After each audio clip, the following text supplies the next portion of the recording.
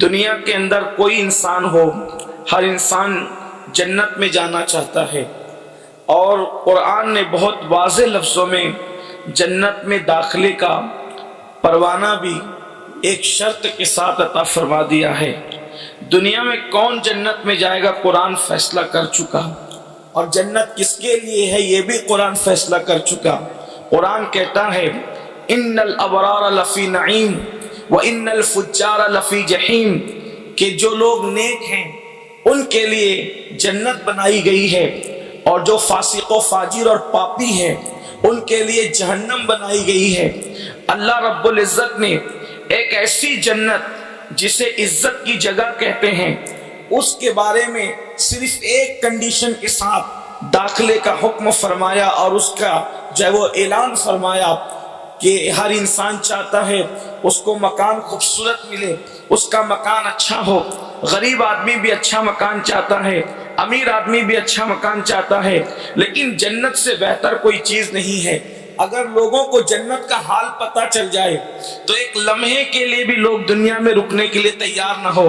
اللہ رب العزت نے ہماری نگاہوں سے جنت کی نعمتوں کو چھپا کر دنیا کے اندر ہمیں رہنے کی مہلت عطا فرمائی ہے، ورنہ جس دن لوگوں کو جنت کا حال پتہ چلے گا اس دن لوگ فوری طور پر اس دنیا سے نکلنے کی تیاری کریں گے، بلکہ حالات یہ ہوں گے اللہ اکبر، لوگ پاگل ہو جائیں اگر جنت کا ذکر سنیں۔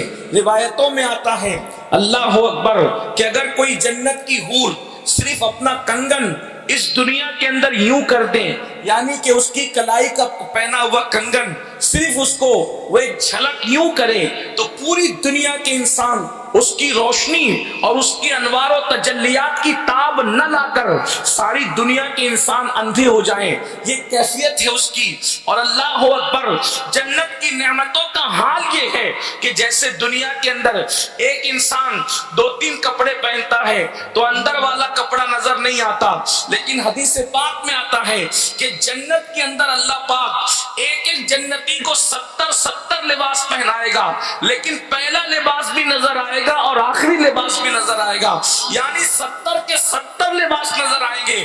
وہاں کھاؤ گے تو کوئی بدہضمی نہیں ہوگی، اور پھر وہاں حوروں کے ساتھ زندگی ہوگی۔ میرے آقا علیہ السلام کے پیارے دیوانوں، یہاں تک فرمایا گیا کہ جو بندہ اپنی آنکھوں کی حفاظت کرتا ہے، آنکھوں کی حفاظت کرتا ہے، یعنی کہ کوئی حسن کسی عورت کا، اجنبی عورت کا حسن اس کے سامنے ہوتا ہے، اور وہ صرف جو ہے یہ سوچ کر کے اپنی نظر پہ کنٹرول کر لے کہ مجھے اللہ دیکھ رہا ہے، اللہ کے رسول صلی اللہ علیہ وآلہ وسلم فرماتے ہیں اسی وقت اللہ اس کا 360 جنتی حوروں کے ساتھ نکاح فرما دیتا ہے، اسی وقت نکاح ہوتا ہے۔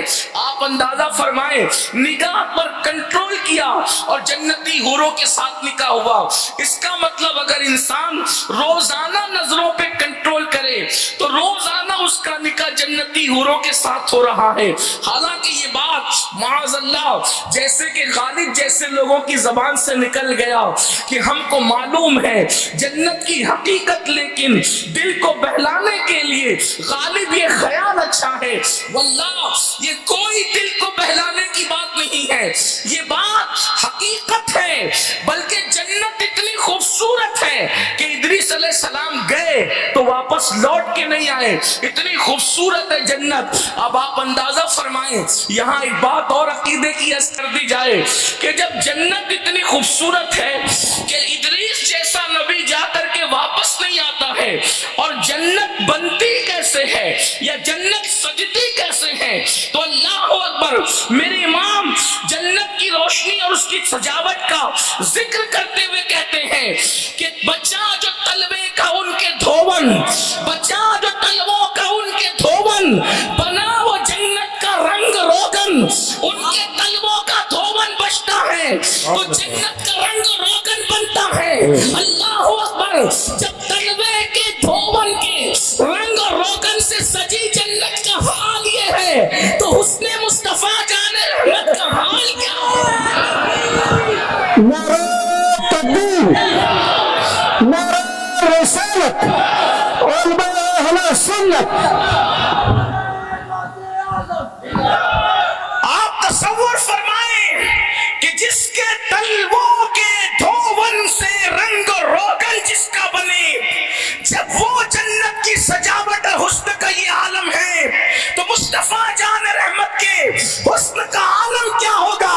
اسی لیے تو میرے امام کہتے ہیں وہ کمال حسن حضور ہے کہ گمان نقص جہاں نہیں، اور یہی پھول خار سے دور ہے، یہی شمع ہے کہ دھواں نہیں۔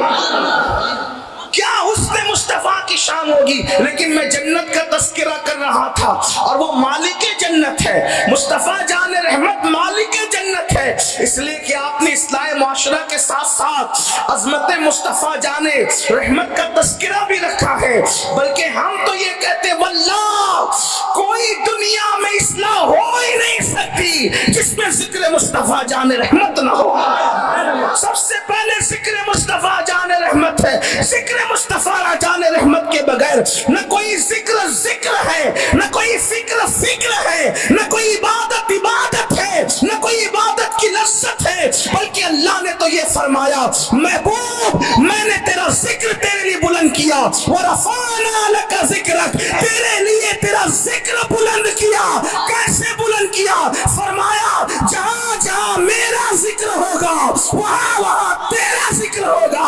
اشہد ان لا الہ الا اللہ اگر اذان میں کہا جائے گا تو اشہد ان محمد الرسول اللہ بھی کہا جائے گا، اگر نماز کے اندر التحیات للہ والصلوات میرے لیے کہا جائے گا تو السلام علیکہ ایھا النبی تیرے لیے کہا جائے گا۔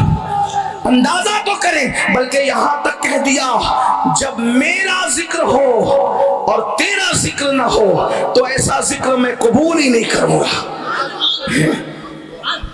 جہاں میرا ذکر، محبت تو دیکھیں، جہاں میرا ذکر ہو اور تیرا ذکر نہ ہو تو میں ایسا ذکر قبول نہیں کروں گا۔ لیکن ہاں جہاں تیرا ہو جائے اور میرا نہ ہو تو تیرا ذکر میرا ہی ذکر ہے۔ کیا محبت ہے! کیا اسی لیے میرے امام کہتے ہیں ذکر خدا جو ان سے جدا چاہو نجدیو واللہ ذکر حق نہیں گنجی سقر کی ہے۔ ایک بات یاد آئی، ذکر مصطفیٰ کی بات ہے۔ کچھ لوگ سوچتے ہیں حضور ہی کا ذکر کیوں؟ ہم نے کہا اللہ سے پوچھو، اس لیے کہ ہم نے تو عشق کو بانٹ دیا علاقوں میں، خطوں میں، قبیلوں میں اور مکاتب فکر میں۔ میں کہتا ہوں مکاتب فکر بند کرو، مکاتب فکر بند کرو اور میں قدے عشق کی طرف بڑھو۔ مکاتب فکر بے ادبیاں سکھاتے ہیں اور میں قدے عشق ایمان کی معراج اور اس کی بلندی تک پہنچاتا ہے۔ اسی لیے ہمارا مسلک عشق و محبت ہے، اور ہمارا امام بھی امام عشق و محبت ہے۔ ہمارے یہاں عشق و محبت کے سوا، بلکہ تو انہوں نے کہہ دیا ہم عشق کے بندے ہیں۔ پوری دنیا گالی دیتی رہی، وہ کہتے جو کہنا ہے کہتے رہو، ہم عشق کے بندے ہیں، کیوں بات بڑھائی؟ باتیں کرتے رہیے جس کو جو کرنا، لیکن حقیقت جو ہے وہ یہ ہے۔ ایک مرتبہ لوگوں نے اللہ کے رسول سے پوچھا یا رسول اللہ یہ بتائیں کہ اللہ کیسا ہے؟ توجہ ہے آپ کی، حضرت مصطفیٰ جان رحمت کی باتیں میں قرآن پیش کر رہا ہوں۔ میں اپنی گفتگو کو جو آیت پڑھی اس پہ بھی ذکر کروں گا وقت رہا تو، لیکن بات آئی ہے تو عرض کروں، کیونکہ جب عاشق لوگوں کے چہروں کو دیکھو تو پھر دل پہ عشق کے تار ہی جو ہے وہ ایسے چھڑتے ہیں دل کے بربط پر کہ دل چاہتا ہے کہ اب اس کے سوا کوئی نغمہ نہ گنگنایا جائے، اس لیے کہ یہی وہ نغمہ ہے جو ہر سانس پہ گایا نہیں جاتا۔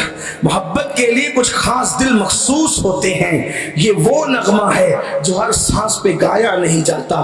لیکن موربہ والو توجہ ہے آپ کی، کس اللہ کے رسول سے حضور سے پوچھا گیا اللہ کیسا ہے؟ اللہ کیسا؟ آپ توجہ کریں کیسا ہے اللہ؟ تو اللہ پاک نے ایک صورت کو اپنے لیے خاص کی، اور اس میں اللہ کا پاک نے گویا کہ فیصلہ فرمایا کہ میرے سوا کسی کا ذکر نہیں ہوگا، اسی لیے اس کو خاص کیا اور اس کو سورۃ الخاص